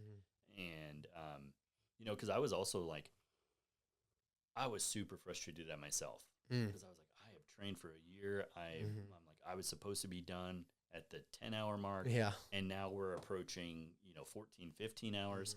And so I would just, there was like all these expectations I had in my own self that I wasn't meeting. And so I was just real frustrated at that. And I remember my wife coming up to me, I think it was on that spot in Doomsday and she was just like, it is what it is. Like, you either roll with it or you push against it. But this is what it is. And I don't remember at that point, I didn't get like this huge wave of like, I've got this. I feel, but what I remember is I got down and I just kept crawling. And I just kept going. And that was the hardest point mentally for me. Once we hit the top of Doomsday Hill, the symbolism in this is unreal. Like, you go from like the dark, low, deep, valley hill. I'm struggling mentally. I get to the top and it flattens out and the sun starts rising. And I remember the sun just peeking over the roofs. And at that point there was a switch that just flipped. And I knew there was no stopping. The pain didn't go away. The left wrist still hurt. The hands were, every time I would put them down was just ripping them apart. But I picked up my speed. I started going a lot faster. And I think part of that was just, I just wanted it to be done. Sure. Like, you got like the last 2 miles left. Like, but also I think part of it was just like, the sun was coming up. I could kind of like not literally see the end in sight, but I knew it was there. And I had made it through the dark. And so I was like, all right, let's finish this thing as strong as I can. And so then we just started cruising. Yeah. It seems very poetic. Oh, yeah. Absolutely. With how you describe your story and the parallels that you had gone through for the first 15, 16, 18 hours of this bear crawl. Yeah. Like, you were going down the hill, this sun, like I left, there was no sun in sight, and that was at 10:30. Yeah. And for the next 6 hours, you're going down all the way through, and by, I'm assuming 4 o'clock, 4:30, especially up in that valley, like, you were at the darkest period of time. You wanted to quit. Yeah. And the only thing that kept you going was, the grace of God. Yep. And having that community around you at your deepest moments. Yeah. And I think it's just so poetic, especially with your story with alcoholism, that like, you might have not had anyone specifically at that moment. Sure, your wife, your parents, your friends and family, but one person to be there yourself. You witnessed it all, right? You lived it all. But for this time around to be a little different in the dark, when you want to quit, when you can't go anymore, this left hand isn't really giving it its all. It's not, it's starting to, the durability on it's starting to wear and tear. That just the parallel of that. And for you to almost in a way of already to been there, you have been there, you've been at your darkest, you've been at the moment where you want to quit and give up on yourself, but having this time around people to support you. And again, like just Mitch and I forget the guy who had the light. I didn't get his name. James. Yeah. And even your wife being there, like just having those people around you when you want to give up on yourself, I think is just so powerful. And I think it's just incredible, a testimony with even in your recovery. Because mind you, it feels like this bear crawl is just a part of the recovery, right? Like this isn't just like a separate thing that you're doing just for fun. Like this is, again, for aftercare and raising money. And so I remember I had basketball practice at 10 a.m. that day on that Monday. We were practicing downtown, and some of my teammates for Hoop Fest, I'm also playing, so hopefully I'll be able to catch one of your games. So hopefully our courts are somewhat close. I know that those walks can be a lot, but on top of that, one of them had brought up, he's like, oh, you see that guy like bear crawling? I was like, yeah, like I was out there last night, like kind of loosely know him. Like he's a good friend of mine, just easy way of describing it. He's like, oh, you know him? I was like, yeah, like we were out there for a few hours. Like he's good. Like he's like, when did he crawl? He passed like my friend Mario. He had taken some photos and he had shared some on his Instagram. And I was like, oh, he was there. Super happy he was there because he's all about community. He's a faith-driven guy, like Christian as well, and photographer, videographer. He bottom left of the horizontal ones. Oh yeah, in that blue, and he was there at the finish line, recording, taking photos and whatnot, and he had shared some, and I was like, oh crap, like you could see how many people were there. Yeah. And so the sun's coming up, we're plateauing on Doomsday Hill, just chugging along. Yeah. What is kind of going through your mind as you descend down this last descent? Yeah. Again, downhill, you've gone through the ringer. 22 hours right now, 22 and a half, maybe even 23 at this point. Yeah. You just have one more downhill. Yep. Quarter of a mile, maybe a little more than a quarter mile. Where are you mentally at this point? I think I was just I was starting to get the like tinges of just like gratitude, because even though I was still I was pretty checked out. Like, right. I mean, just as far as just like kind of in the zone, like the only way I can describe it is like kind of almost being blacked out. Like, right. I was just, whether it was, sleep deprivation right. or what, I mean, just the experience of bear crawling for 23 hours. Yeah. Like, but I remember feeling like all the people around, and I could hear people cheering, and I could hear my team praying with me. I could like hear all of that. And I remember starting to feel gratitude as I would go downhill. I remember right towards the end, the pain basically kind of went away. Yeah. And we got to the very last street before I do the cross to the finish line. And my family's there now, and my kids are there now. And then my 8-year-old's like, I'm gonna bear crawl with you across the last little stretch. And that's a moment like I'll never forget. I mean, I was still mentally just so fuzzy, but I still like, I won't ever forget how insanely like magical is the only word I can think of, but just beautiful, and like how incredible it was to be able to finish that thing with him. And and he has no clue like what Dad just went through for the last, like, he's like, I don't know, Dad was bear crawling when I went to bed, and he's bear crawling when I woke up. But that's no different than my training all year, right? Like that's all they know is Dad bear crawls, whatever. But I remember thinking, like, as I was taking those steps, I was like, he gets to see like Dad doesn't give up. Like, we can do hard things, and when we do hard things for a reason and for a purpose, like, it creates this just beautiful life. And then I remember going downhill, hearing the people, and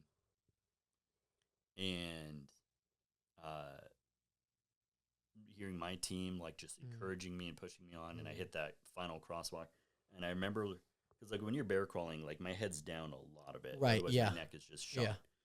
And I remember that crosswalk, I finally like lifted my head, and I could see like the balloon arch, and I could see the tape that the Bloomsday Association had put out for me, which was unbelievable that they showed up and did that just for me.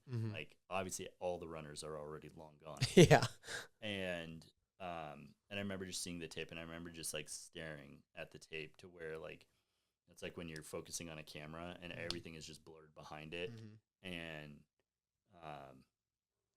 I approached it, and I remember, and if you watch the videos, you can see it right before I take the final push into the tape. I pause for just the briefest moment and just try to like soak it in. And then I hit the finish line, and then I did one extra hand, like, had to make sure one more hand, because I'm like, nobody better say I didn't finish this thing, like, because I did an extra like hand step or whatever, and then I just collapsed to the ground, and it was I was crying and stood up and, hugged my wife, and Bloomsday handed me my t-shirt, which was super cool. And, and then it was unreal. And getting to stand, I stood up and, I just pointed to the sky. I was like, that, he's the reason I got here. Like he's what carried me, and he used people to get me here. But it was all God's grace that carried me through that thing. And I wanted everyone to see that.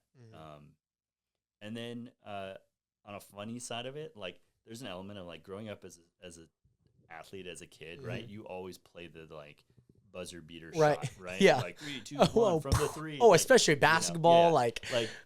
And so, I mean, I did that countless times growing up. And there was a point where I was like, this feels like that, but real life. I'm not pretending on the dirt court anymore. And that was kind of crazy too.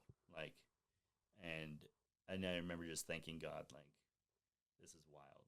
Like, I get to be here and experience this. And I wouldn't have experienced this if I hadn't experienced all the other tragedy before it. And that was what it was like to finish. And then the news reporters hit me.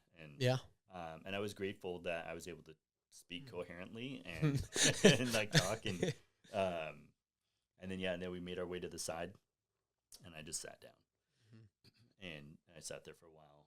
I remember my wife asking me, she's like, "What do you want to drink when you cross the finish line? Like, what's the And I was like, a Coke, like Coca-Cola. Like that's what I want, like Coke Original. And somebody went and bought it for me and like got it, brought it to me, and that was like the first thing I drank outside of electrolytes and water and pickle juice. Pickle juice. Yeah. So and that's how it ended up, man. It was it was unreal. Like, I still like get emotional thinking about it.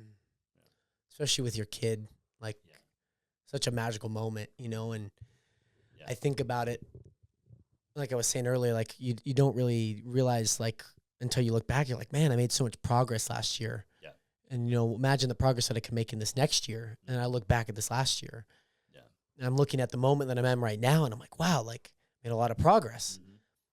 And I think it's very magical, because if you hadn't gone through the journey that you had, going through rehab, going through aftercare, going through with the frameworks and going through life then on therefore, and being a father and being a husband, that like if you hadn't gone through those things, you wouldn't have gotten that special moment with your son. Yeah. With your wife after, or with your kids too. Of course. I know you have 2 kids, but on top of that, like I only hope that everyone gets that moment, gets their buzzer beater, gets their Game 7 game winner, gets to feel that moment with people that they love, people that, depend on them. I'm sure for your wife, she's seen it all as well. She's lived it with you. I'm sure for your kids, they're kind of like, oh, okay, like daddy's going to be away for a while. Like, I'm sure they'll get to understand what it's like. But something about even just that, like that moment of crossing, you got 10 white stripes and a finish line right at the end. And the past, not just 23 hours of work, but the past 12 months of work, but then also the past 4 years of work. Like, it all kind of hedged and bottlenecked into this one moment of this. And it even in a way, it's only the beginning, because the Aftercare Scholarship, and it's so awesome to see that the people in Spokane and the organizations here rallying behind a cause like this. Like, I know Rogers had commented, like, free food on us. Like Creme 2 even did a story on it. My mom was like, was that the guy? I was like, yeah, that's him. Like, that's him. Like, that's him crawling, and that's him. Like, and on top of that, I think it's, again, just a really unforgettable moment in your story. Like, let's not forget that you are 40 years old doing this. Like, you're not like a 23-year-old, like, frat kid that checked himself into rehab because he had a Coke addiction. Like, you are someone who has people that depend on you. Like, you have lived a good chunk of your life, with God, being really close to God, hopefully in your pastoral position, and finding yourself kind of not necessarily avoiding it, but living without it for a time. Yep. I just love that Jesus is so loving that he wants to meet you where you're at. Mm-hmm. He doesn't need the perfect you. He just needs an open heart. Yep. And for you to open your heart up in those moments when you felt like nobody could love you, when nobody could be there, when you don't even love yourself at times. Mm-hmm. I think it's so beautiful just knowing that Jesus loves us in those moments when sometimes we question why or how or what we do when we love ourselves. Yeah, absolutely. And I want to ask, this is one question that I feel like I should have asked earlier once I figured out that you were a former pastor, which I think even in a way you still are the pastor. Mm-hmm. You know, I think our discipleship looks different. You know, pastors are in front of a congregation at church, you know, but like the way that you lead and the way that you serve the Lord is evident through the work that he has provided for you, right? Through bear crawling, through your recovery journey, through all the moving that you've done for 35 different times and back over to Spokane to find your identity. Like it was like, it's time, like let's do it. Yeah. What does Jesus and your faith mean to you? What did it mean 6 years ago? Mm-hmm. And what does it mean now? Man, I mean, 6 years ago, my faith in Jesus meant a lot, meant everything. But I think on a different kind of plane. One of the things, probably the biggest thing that I can point to is when I got to the point of going into rehab, and started recognizing like so much of what I was doing was an avoidance of identity. It was a feeling of failure and a feeling of failing God. And that kind of put in perspective this idea of like, well, maybe this whole time I've kind of seen God as someone who's disappointed in me when I don't live up to the expectations that I think he has for me. There was, I had all the theology. I could talk the talk. I could say, I could debate. I could do whatever with people on theology matters. And I think deep down there's this feeling like that's what made God happy with me, God pleased with me. And then when I was a pastor, it was like, oh, like I've arrived. Like this is what I was meant to do. And I don't know if I ever would have said it, but it's like, man, God must be like pretty happy with me. And so then when I stepped away from that, was like, well, now what do I do? Like, now who am I? And I think I started feeling this sense of like, God must be kind of disappointed, or maybe even God's just like rolling his eyes, like, okay, we'll get back on track sometime. And then as I get to the point where I'm like going into rehab and stuff, I read a book called Gentle and Lowly when I was in rehab. And it's by Dane Orland, and it's all about really the heart of Jesus, where he talks about, come to me who are weary and heavy laden, and I will give you rest, for I am gentle and lowly in heart. And it's that idea behind the heart of Jesus towards sinners, that he pursues them, that he loves them, that he cares for them in their sin, and that it's actually their sin that causes the love of Jesus to flow even more towards them. And so I started reading that in rehab. I read the whole thing in rehab a couple times, and it just rocked me, and it kind of gave me this new perspective of like, you mean this whole time when I wasn't a pastor, when I wasn't doing what I thought I was supposed to be doing, like Jesus still loved me and loved me, like loved me, not just tolerated me.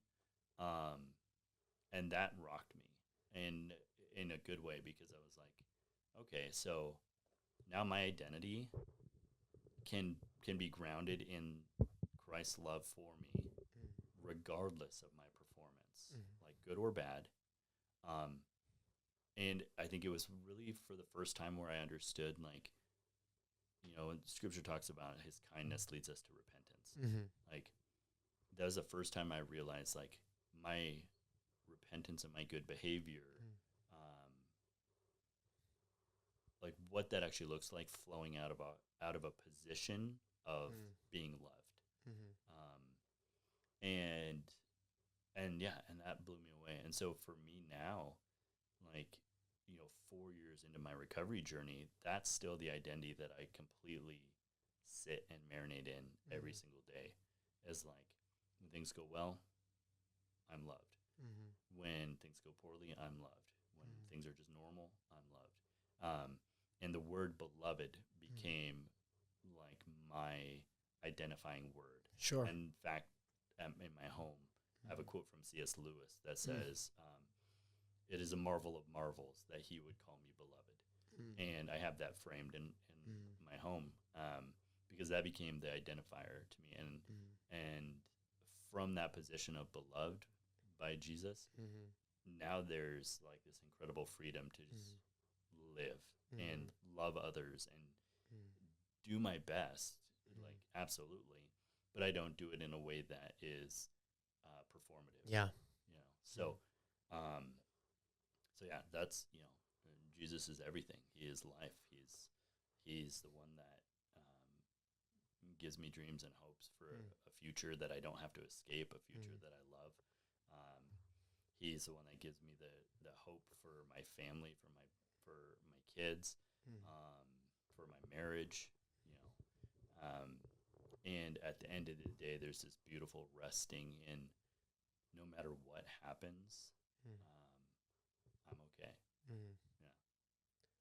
Amen. I know from my journey, I'm very new to Christ. It kind of started after I got in a crash in 24. The whole year of 25 was just kind of my bear crawl with Christ. Yeah. And on top of that, like I bought my first Bible in January, and so started going to church, Life Center. And on top of that, even back in like November when I was doing 75 hard, like I was mentioning, at the end of the year, it's the last 75 days of the year. Actually, last 76, but I did it one day early, unfortunately. So for me, like you were saying, it just brought so much peace. Like it drowned out the little fly in my ear, or like the little noise that just kind of happens. Sure, there's those thoughts of temptation or those thoughts of like doubt, but it's like I'm not sitting in it. Yeah. I'm not falling into it. It's a booby trap in a way at times. Right. It's like I'll avoid it. Like I understand what's happening, and some people don't understand what's happening. Yeah. They're like, oh, okay, well, I guess I'll act on that. The thought popped into my head, but I think humans, as selfish as we are in those ways, when we find out why things are happening, like you did even when you were in rehab, you found out what was going on, the stigma that was, that other people kind of had. It's just that they maybe aren't experienced or haven't experienced. So it's so difficult to understand why, and I think one thing that really kind of stuck in my testimony was so I was a leadership kid, kind of, I was always the kind of vocal person, or, kind of like, okay, I'll go present for us. Yeah.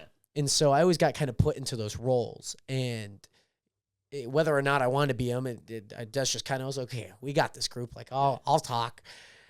One of the things in leadership that we learned was it's not what you do, but it's why you do it. Mm-hmm. You may have done a bear crawl. You may have done it at Bloomsday. That's your how. Yeah. But your why is so much more paramount than what you're doing. Right. And I think when people really have that perspective, like when they're walking by and, you see a protest, right? It's not what they're doing, but it's why they're doing it. Yeah. You have so much more respect for someone, regardless of if you agree or disagree with them.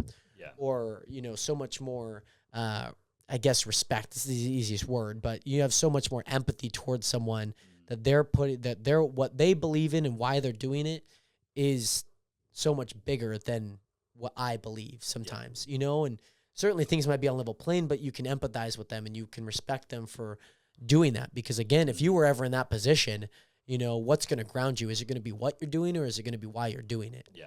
And like, I'm sure for many people, if they had a sign that says, just anything, like you see people protest with signs all the time. You know, their why is so important. Like why they're protesting is so important. And I think even with your bear crawl, it's not just what you're doing, but it's also why you're doing it. Right. That I'm sure at times felt fractured at times. The what might have felt fractured, like on Doomsday Hill, when it might have been the moment of, okay, we're 5.5 miles in,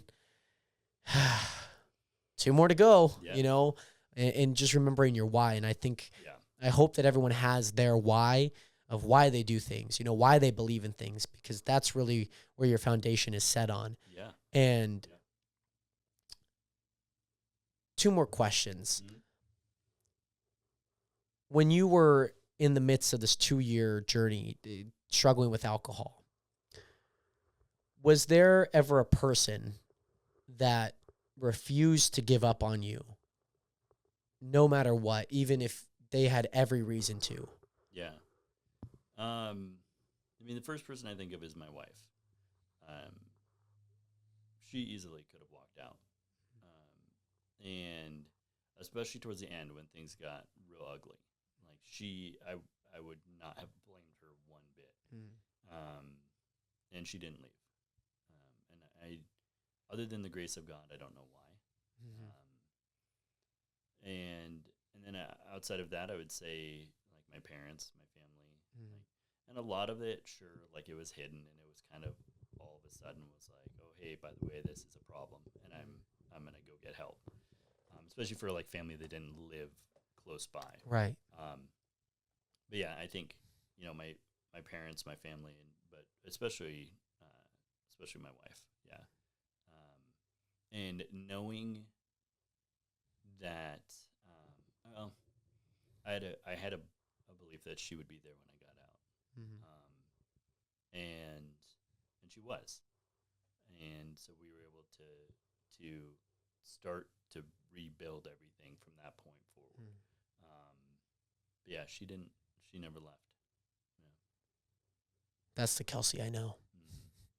That's my waitress. Yeah. She's a loving person. Like, I mean, she exudes so much happiness. Like, you know, I would never know that anything would have been wrong knowing her for the past, feels like 2 years. I don't know how long she's worked where she has been here. But I've seen, you know, I always seen her there, and you know, you get to know again her more and more, and you know, it's just like, man, she's just so loving. She's amazing. She just always has a smile. She's like, oh, can I get you more water? Like, can I take your plates? Like, I mean, yeah, sure, it's like her job, but like, you know, then you realize that there's other people that maybe don't do that like right away, and then you're like, oh, okay, like, she's on it. She wants to serve us, not just because it's her job, because it's also because something that she really cares about. And my final question is, who is Brenton Sconce? I'm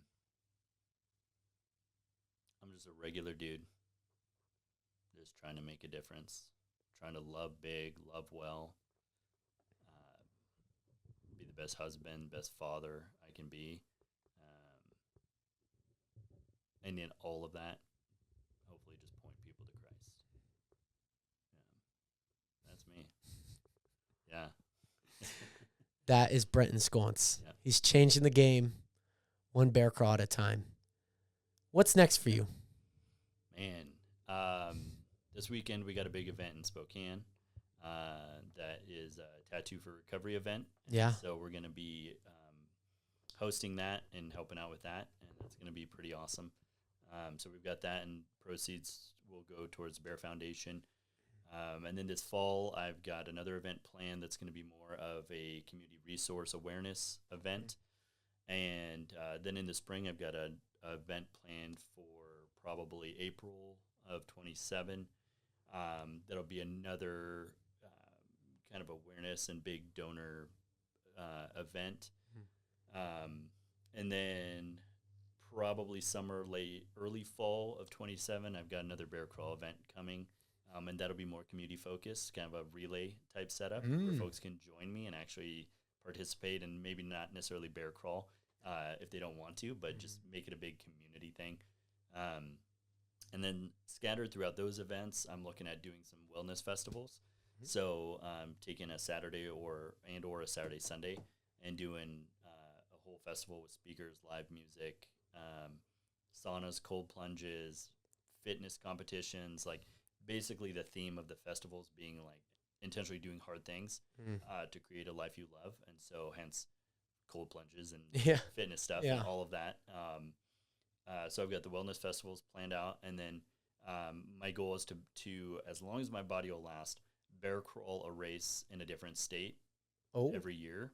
And partner with local treatment centers in that area. Yeah. So there's one coming up this fall that I was just made aware of that I might be doing. Okay. So it might be as early as like October. Right. That I bear crawl another one. It won't be a 12K. It'll be a 5K. Yeah. But I'm looking at possibly bear crawling that, and then there's another one out in Virginia that I'm looking at doing next year possibly. So yeah. So we'll just keep plugging away. And then the whole thing is just try to get the awareness out there of what aftercare is, and then raise up these scholarships so we can help people. Yeah. Wow. Yeah. Incredible stuff. Yeah. Brenton, thank you so much for hopping on the podcast. Yeah. Episode 88 of the Realest Podcast. If you guys haven't already, make sure to subscribe, but most importantly, make sure to check out B.E.A.R Recovery Foundation on Instagram, where you could get stay up to date on all the projects and all the events coming up in your life and everything going on with the Aftercare Scholarship. And I'm super excited for you. I hope that they're excited for you. And I'll see you guys all in the next one. 07 and peace.